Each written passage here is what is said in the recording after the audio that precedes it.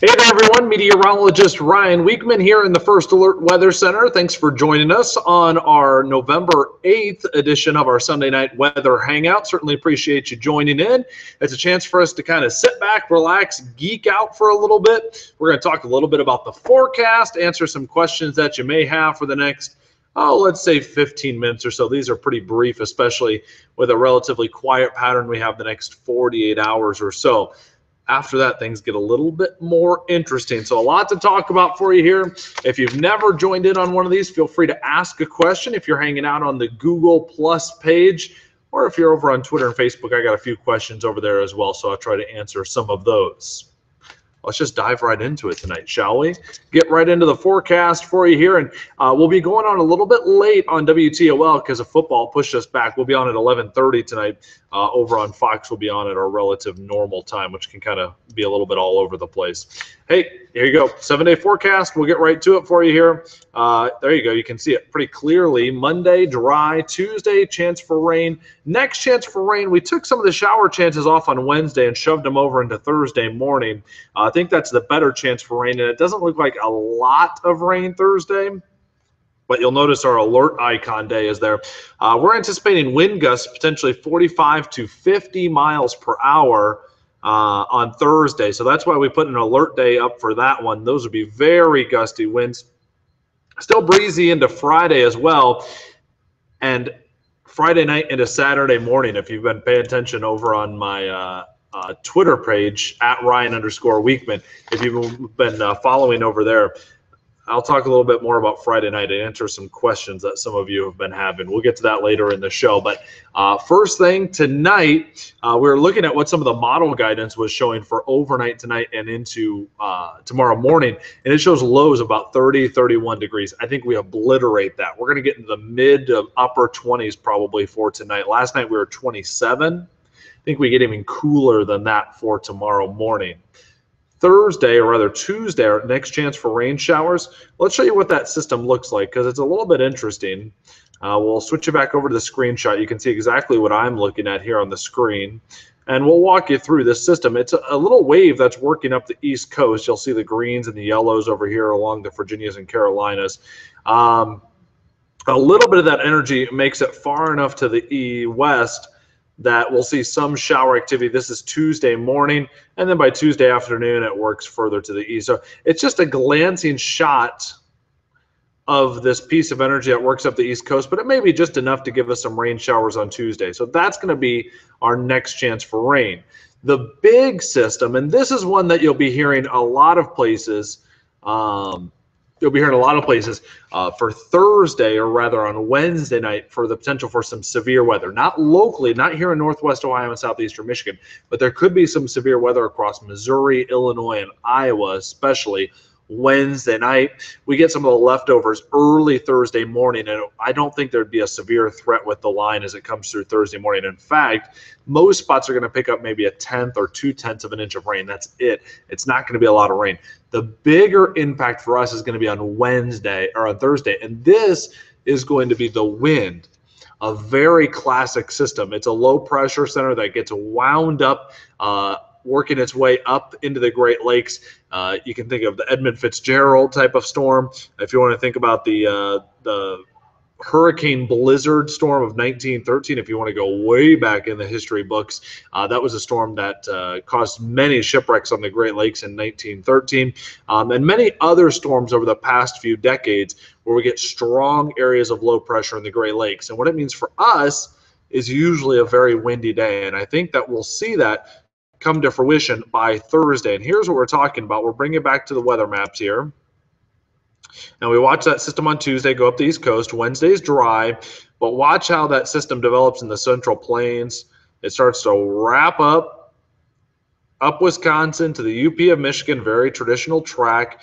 But for us, it opens the door as that low pressure center starts to deepen. You can kind of think of it as somebody pulling the stopper out of the bottom of a bathroom tub, or if you purposely clogged up the sink there to put some water in it and you open the sink back up and all the water goes filtering and swirling down in there. That's what these storms essentially are in the Great Lakes, and all the air is funneling around these low pressure centers that go to the north of us. and so it leads to very gusty wind afternoons. Thursday looks to be the peak of that. I wouldn't be surprised if we get a wind advisory, maybe even a wind warning out for gusts that will likely be at least 50 miles per hour. Even some gusts upwards of 50 miles per hour looks very possible on Thursday. So when you open up that WTOL weather app, you'll notice that's where we have our alert day. That's on Thursday, and it's not because of the rain, and it's not necessarily because of severe storms that would cause warnings like severe thunderstorm warnings or tornado warnings. We're not talking about that type of weather, but strong, just environmental winds, just winds that'll last all day, and they'll be very gusty, even if there's not a storm or a rain shower anywhere near you. So that's something that we're watching out for. And I mentioned this was going to be a quick weather hangout tonight. We got a lot going on back here in the Weather Center. So let's get to that question that a lot of you were asking. The question is, when do we think we're going to see our next chance for snow? And if you go back to our WTOL.com weather page, you can quickly look at our 7-day forecast on here. I think Friday night, very late Friday night, or early Saturday morning, there may be just enough energy coming off of the Great Lakes system to the north of us and wrapping around, maybe just enough moisture that we could get some lake effect snow off of Lake Michigan. I don't think it would be anything that would cause accumulations, but if you're out late, perhaps at one of the big board Friday football games, Friday night for playoffs, or up early Saturday morning, we've got the parade downtown. We've also got the Churchill's Half Marathon ProMedica 5K Saturday morning. Those would be events where if you're getting up early, you may see an isolated snow shower out there. So those could be the first flakes. It's not a guarantee, but if we're looking at a potential, that would be Friday night late or Saturday morning very early. So for you snow lovers, perhaps there's a little bit of good news. I mentioned that some of the areas to the west of us are being monitored for the potential for severe weather. Here you see what has been issued by the Storm Prediction Center out in Norman, Oklahoma. You'll notice our area is out of the threat for severe weather, the highest threat for severe weather. This is on Wednesday. And again, I do not think that this system brings us a very high potential for severe storms. It does bring us a very high potential, though, for straight line winds and just gusty winds all throughout the day on Thursday. So when I look at my forecasting sheet, I try to keep it handy when I'm doing these weather hangouts. The day I've got highlighted on here is Thursday. Wednesday should be a fairly pleasant day. There may be rain very late Wednesday. And then Tuesday, there's a chance for rain showers. Saturday morning, we just talked about those isolated snow showers. Highs, obviously, will be a lot cooler than the first week of the month where we had 70s all throughout the week. So just kind of interesting.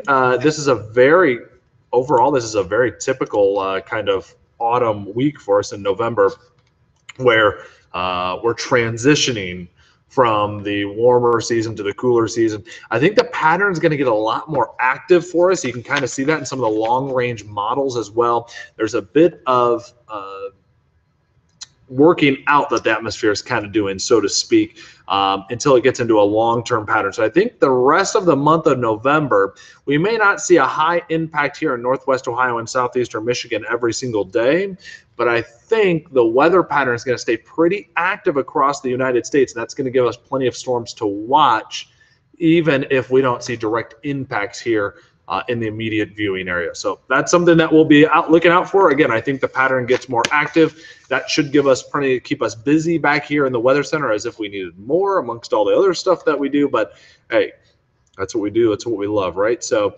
I hope you guys get a chance. If you haven't, download that WTOL weather app. Again, I'll see you at 11:30 on WTOL. And at 10 o'clock, I believe we're on time on Fox. Maybe push back a little bit because of football. Shortened Sunday night weather hangout. We'll try and do them a little bit longer, get into some more in-depth things as we continue to roll along here. But it's great to be back on these Sunday night weather hangouts. Hope you have a great rest of your evening.